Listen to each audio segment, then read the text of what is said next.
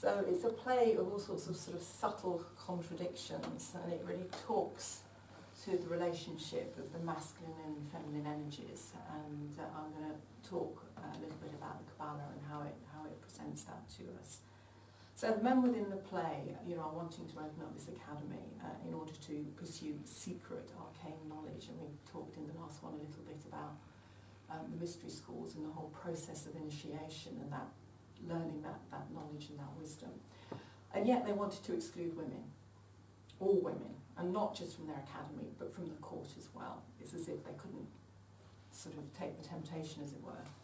So they really sort of totally misunderstand or miss one of the greatest wisdom teachings that there is, and that's the wisdom of the divine feminine, and women's wisdom. And anything that doesn't put the feminine on an equal footing with the masculine, how that leads to disharmony. It's about the matching of the two that brings the harmony. But fortunately we can see from the way that Shakespeare writes, not just in this play but in other plays, that actually he's got it and he's pointing it out. Because many of his women's roles actually, he's showing us that the women are almost the wisdom bearers, as it were. And indeed, he very often, and it's one of the ways that wisdom teachings often work, he very often turns the belief that men are superior to women on its head. And it's one of the ways that the wisdom teachings often make people sit up and take notice, is by sort of turning something around.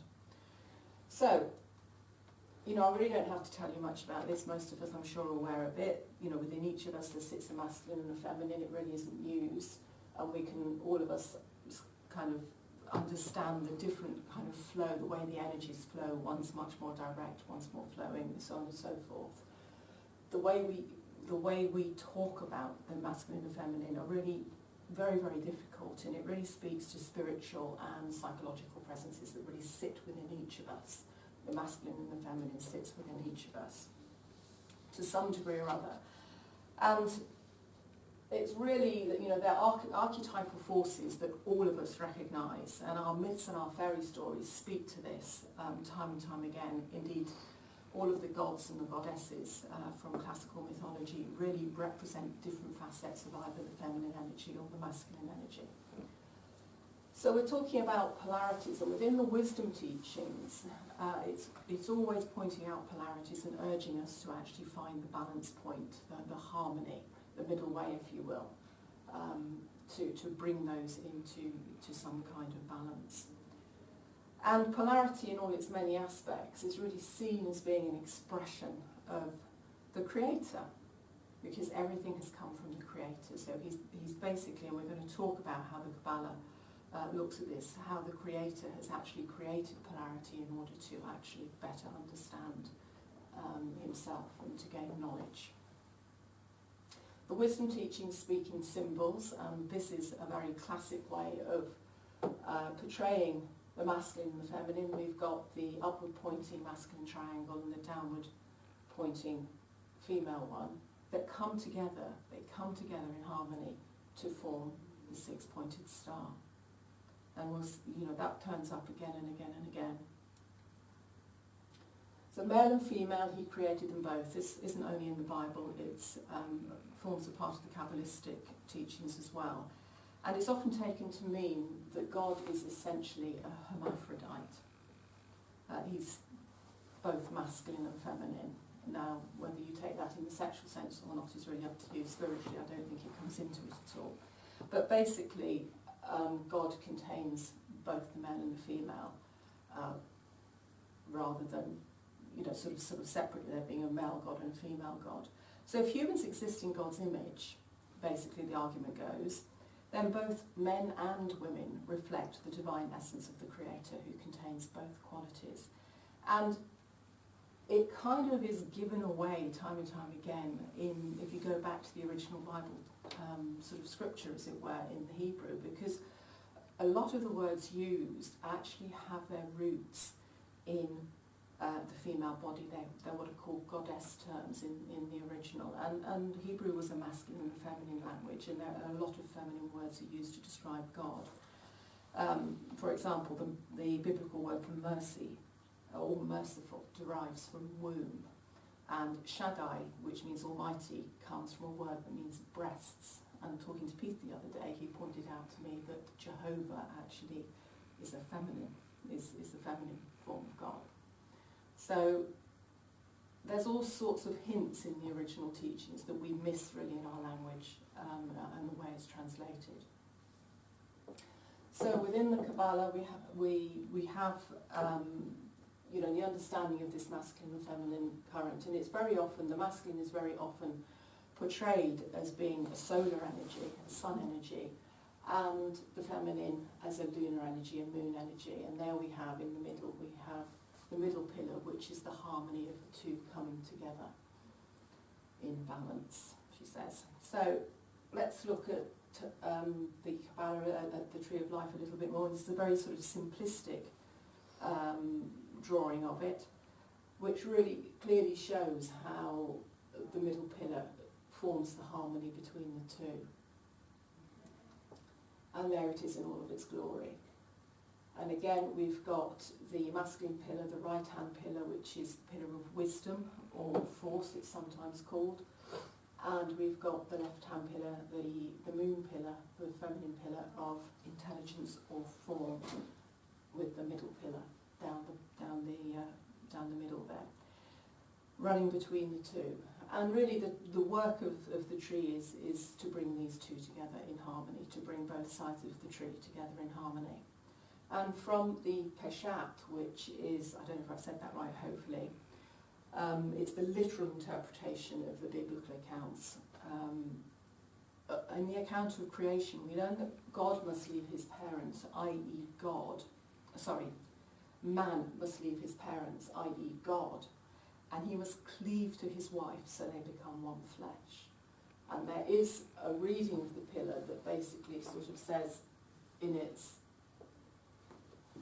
you've got man and woman, and they come together at the bottom of the tree. They meet at the bottom of the tree in harmony. That's one of the readings of it. There are many, many ways to read and many, many levels to read the Tree of Life on. There's no single interpretation to it.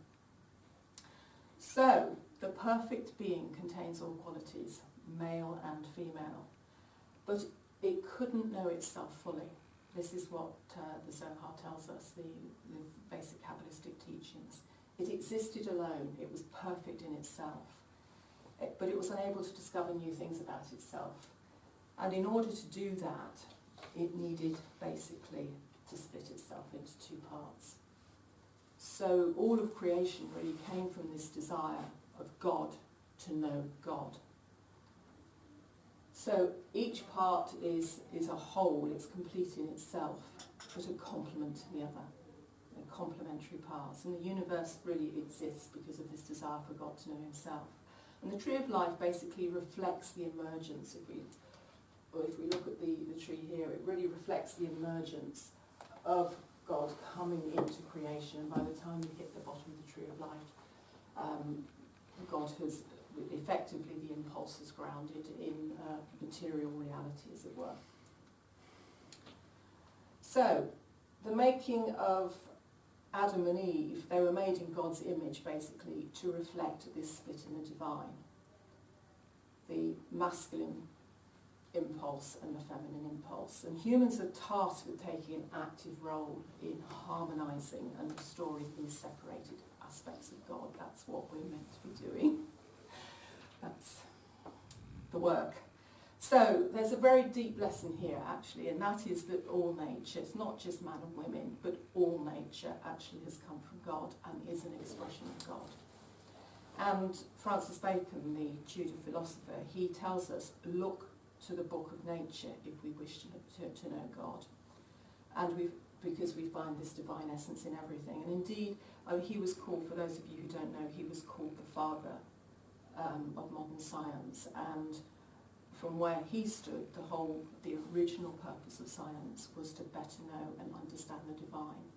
The more you understood nature, the more you understood the nature of divinity. Now, in the story of creation, we don't just have a creator and we don't just have Adam and Eve, we also have a snake.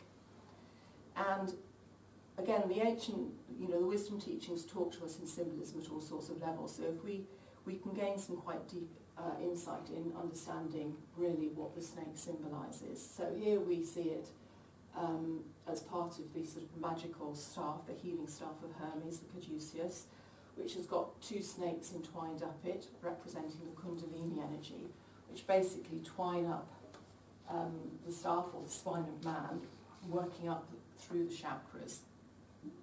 The life force was pictured as being nestled at the base of the spine, and it would split into two currents, the Ida and Pingala, and they would weave its way up the spine of man, going through the chakras to meet at the third eye in illumination. So that's one of the sort of symbolisms of the snake, but it also talks to us of birth and renewal in the way that the snake sheds its skin, which is really encouraging us or telling us to shed old, outdated beliefs and habits and to really move on to a higher expression of ourselves. And the ability to do this is called wisdom. And some say that that is why the snake is also associated with the feminine. So the snake has a lot of symbolism, but from a purely Christian point of view is attributed to the devil, but there's a lot more going on that sits behind that, basically. And there is a slightly different version of the story that comes out of the Kabbalah. It tells a slightly different version, which I think is quite interesting. The differences are quite interesting to the biblical version that we all know. So we have the scene by the tree of knowledge, and it went something like this. The snake says to Eve, "Did God really tell you not to eat from any of the trees?" And Eve says, "Oh no, we can eat from all of them, it's absolutely fine. We're just not allowed to eat from this one, because if we touch this one, we're going to die." And the serpent knows this isn't true, so he sees his chance. He's a sly serpent, he sees his chance, and he bumps Eve. So she goes into the tree of knowledge. And he says to her, "See, you haven't died, it's not true. You've been told a story." And the rabbis here make an interesting point. It's not just that Adam exaggerated to Eve, because Adam said to Eve, he didn't pass on the message from God properly. God said to him, "You must not eat from this tree." And he says to Eve, "You mustn't even touch the tree." So Adam passes on poor information, but the rabbis also said that God actually is in the frame for this as well, because he shouldn't have used Adam as a middleman, he should have told Eve himself directly. So there's quite an interesting point there about the way that plays out. But if we look more closely at the symbolism of what we're seeing here, the serpent represents the life force in man. It's the life force demanding expression within man.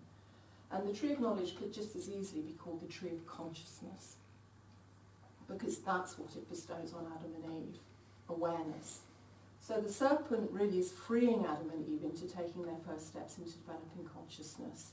It is representing the kundalini, this kundalini energy, the life energy of the awakened spirit body that is being offered the power of knowledge, of gnosis. And don't forget that everything in the Garden of Eden, absolutely everything, came from the Creator. Adam, Eve, and the snake. So they all have their parts to play in this. So carrying on with the story, Eve eats from the apple and nothing happens. And so she takes it to Adam and says, "I touched the tree, nothing happened, I've eaten from it, I'm absolutely fine." And she hands the apple to Adam, and he eats of it, and this is where we have the need for balance again, male and female. And as soon as he eats from it, their eyes are opened. And what do they see? They see they're naked. So what does that mean? Well, the Hebrew word for knowledge is darth. And this is the hidden Sephiroth that sits within the tree of life. It sits hidden within the void, knowledge. So this is the knowledge of self-consciousness. It's the knowledge of shame. And this is really the fall of man. It's the loss of the true spirit self. The first steps onto the road to real consciousness. So within that they lose the harmony really of who they are to this false knowledge. Because knowledge without wisdom or without understanding, and Peter's talked about that a bit earlier. So when Adam and Eve lived in innocence, they moved through the Garden of Eden, they moved through the tree of life effectively in all of its power and its radiance without really understanding. And when they ate of the knowledge without wisdom or understanding, they became conscious of the devastating power that sat within that tree for the first time, and they felt naked and they felt afraid. So the knowledge they gain doesn't reveal their true state, but indeed it separates them from it, because their true state is actually divinity. Divinity sits within everything. So before consciousness there was harmony. Afterwards they have to seek to find this harmony again, but from a different conscious perspective. And they have to find wisdom and understanding in order to do that. And this is the journey of consciousness, a journey that takes us many, many lifetimes to achieve.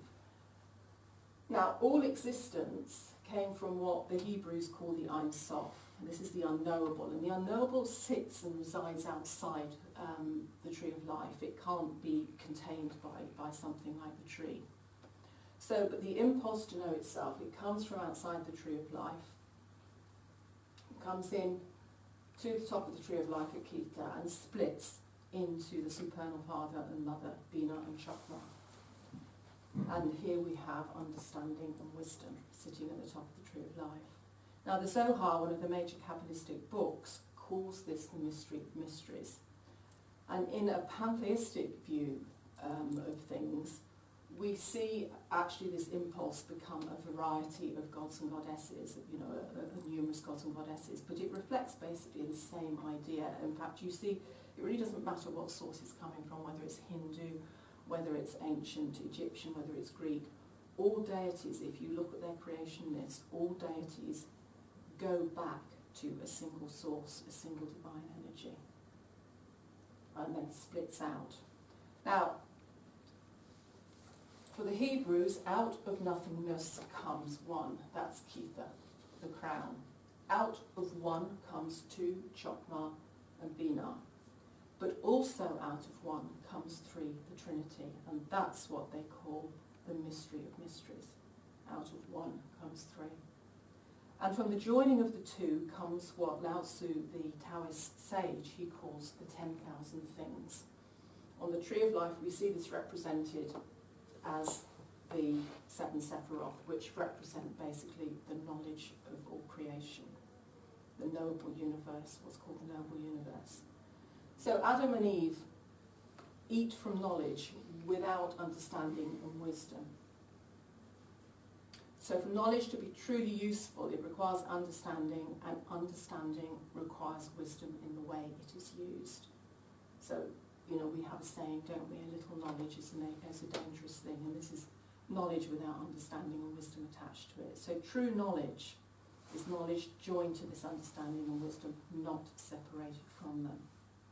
And this is what the tree is telling us. It's one of the many, many stories that sits within this tree. It's a very it's a very simple, deceptively simple diagram, and within it are contained really great truths. And Darth knowledge is actually embedded in the tree. It's here, hidden within the tree. There. And as we work our way back up the tree of life, as we work our way back up towards God, we should be revealing Darth. We should actually come to a point where we can see and we reveal Darth in the centre there. Whether I'm anywhere near that or not, I don't know, but we keep going. So, a central axiom of the wisdom teachings was know yourself. And by learning about ourselves and learning about nature, which we're obviously a part of, we all gain a very deep knowledge of ourselves, and that then goes on to give us a deep knowledge and understanding of God. And we need to see the inner truths of what happens, or what our motives are, what our desires are, what our impulses are, and what our real purpose is. Most of the time we're acting from conditioning, we're acting from bias and prejudice and from careless patterns of behaviour and misguided patterns of behaviour. So what this is really saying, and again we see this, Peter pulled it out beautifully in the play, if we could just really know ourselves, really be aware, see the hidden meanings within things, within nature and within ourselves, we would really see the wonder of our true state. We would begin to see, to glimpse our divinity, and it is both uplifting and scary. And the spiritual teacher, Caroline Mace, she says that the single most important lesson we have to learn is how to use our power wisely. And I think the famous quote from Marianne Williamson also captures really beautifully the glory and the terror of this. And she says our deepest fear is not that we are inadequate. Our deepest fear is that we are powerful beyond measure. It is our light, not our darkness, that most frightens us. If we suddenly saw what we really truly are, it would overwhelm us. So it can be seen as a kindness that we have to work little by little in order to accustom ourselves to really what we are and what our true state is. And the tree of life acts as a guide, it acts as a beacon, a path to guide us back to these high levels of consciousness that we came from. Right, now let's get back to our men and their academy. So we've got the king and his three nobles, all swearing that they're going to be scholars, they're going to find wisdom, and they're going to scorn the company of women in order to do that. And they're seeking a contemplative rather than an active life, and I think that's quite an interesting sort of mix, because actually the masculine energy is supposed to be the active element rather than the passive element that they're looking for. So they're on a voyage of self-discovery, but they totally lack self-knowledge at this particular point. You know, they really are quite a parody of what they say they're trying to achieve. So there's a real sort of disconnect going on at various levels. There's a desire to retreat, as it were, from the feminine, to retreat from love, and it's an unnatural desire. So they have very nobly stated goals, but they're actually very immature in the way they go about them. And then we have the ladies dropped into the play at this particular point to cause some chaos. So here we have the power of the feminine arriving to seek her mate, exerting its pull in order to seek her mate.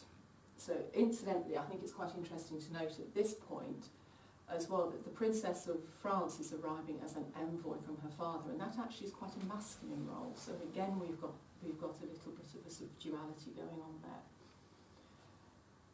So the result of this balancing factor, if you want, the feminine being introduced into this mix, is that immediately the men are forsworn. Immediately they forswear their oaths, basically. And it's very clear that the ladies know their power and they embrace it. And why shouldn't they? And in doing so, they actually run rings around the men who really they don't really know themselves in the way, you know, that the ladies have a more insight into who they are. The ladies never really mislead themselves in the way that the men do. They both see the men and they see themselves clearly, while at the same time retaining a very strong sense of decorum and propriety. And, you know, patriarchal culture sees women in a very specific way. They want to contain and define the feminine, to contain and define women. They see them as the weaker vessel. And many of the terms that are used, we hear within the play, either reflect this or are slightly derogatory. They talk about wench and female and damsel and child of our mother Eve, with all of the implications that has from a Christian perspective. And they're also identified in terms of property, because Catherine is spoken of as the heir of Aragon and Maria as the heir of Falconbridge. That's how they're identified. And the Princess of France actually never gets a name. She's never named as an individual. The men totally fail to see the essence of the women. They see the outer packaging, as it were, and they see them in terms of property and, worth at that level, but they totally fail to see who the women really are. And it's highlighted by this mask that goes on. They only see the surface, not what lies underneath. They only look with their eyes. They don't look with their heart. And the women know it. And they, they're a bit pissed off with it, and they say, we're not property belonging to the community on which sheep may pasture, a lovely phrase. And the women, as all women do, at least I hope I speak for all women here, they want to be truly seen, not just for their beauty or their net worth, but they want the men to see their true essence. They want to meet a mate at the right level. They know and express as much as they're able to within the society that they live within the true worth of the feminine. So they know this worth. And how, if it's really recognised, that elusive middle pillar of harmony stands a chance of being realised. And by not being easy conquests for the men and accepting the men's shallow valuation of them, they very effectively put the cat amongst the pigeons, withholding themselves and setting the men each a challenge, which really speaks to the individual in order to help to bring the men to a better understanding of themselves, to increase their level of insight and self-knowledge and self-awareness. Because if the men can do this, they become more worthy mates for the women. Barone is the only one who basically has any kind of inkling. We hear it at the beginning because he's the one who protests about there being no ladies in the academy, but gives way. And further on, he has the speech that Peter alluded to, that this quote comes from women's eyes, this doctrine I derive, they sparkle still the right Promethian fire. They are the books, the arts, the academes that show, contain and nourish all the world. And yet, despite this, he still fails to see what is right before him. In seeking truth in a woman's eyes, all he really sees, like all of the other lords, is himself reflected back. So this play echoes a theme that runs through many of Shakespeare's plays, and that is that so many of Shakespeare's sort of heroines really are the higher principle to the male characters. They're both the testers and the initiators, showing the way to a higher level of being. Sort of think of Portia and Hero and Rosalind, even Desdemona. So they often gently point out men's folly and guide them to a better path. And it really can't be understated how unusual this is for the times in which this was written, when women were really viewed as chattels. So, for women, for the feminine to be portrayed in this way, it shows the person who was writing this had a very clear understanding of the part that not just the masculine had to play, but the feminine has to play in bringing harmony into this world. There's no puffing up of one sex over the other, but a genuine desire to show a better way of being, using these dramas to plant the seed. It's taken a long time to flower, but we're getting there. And it also reminds us that the rejection of women, the rejection of the feminine, is not the way of wisdom. In order to create harmony, the divine or golden child, both masculine and feminine, have to be honoured. And I would add to that also that we see now a lot of women trashing men because they are so angry about the millennia of abuse that's gone on before, and that isn't the way of wisdom either. It's about both parties coming together in harmony and in respect for each other.